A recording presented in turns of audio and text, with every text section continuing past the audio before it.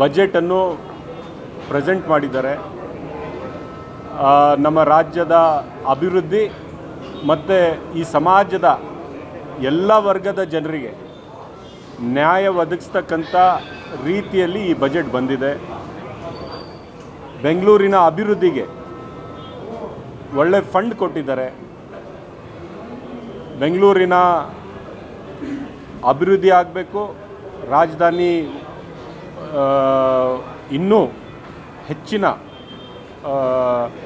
Projects, infrastructure projects ರಾಜಧಾನಿಗೆ ಬರಬೇಕಂತ budget ಕೊಟ್ಟಿದ್ದಾರೆ. ಮತ್ತು ವಿಶೇಷವಾಗಿ ಈ ಸಮಾಜದ ಬಡವರಿಗೆ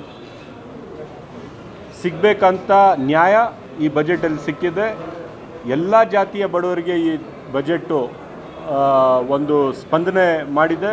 ಅದರ ಜೊತೆಗೆ ದಲಿತ ಸಮುದಾಯ, ಅಲ್ಪಸಂಖ್ಯಾತ ಸಮುದಾಯ ಮತ್ತು ಹಿಂದುಳಿದ ವರ್ಗದವ್ರಿಗೆ ಈ ಬಜೆಟ್ಟು ಭಾಳ ಒಂದು ಆಶಾದಾಯಕವಾಗಿ ಸಿದ್ದರಾಮಯ್ಯನವರು ಪ್ರೆಸೆಂಟ್ ಮಾಡಿರ್ತಕ್ಕಂಥದ್ದು.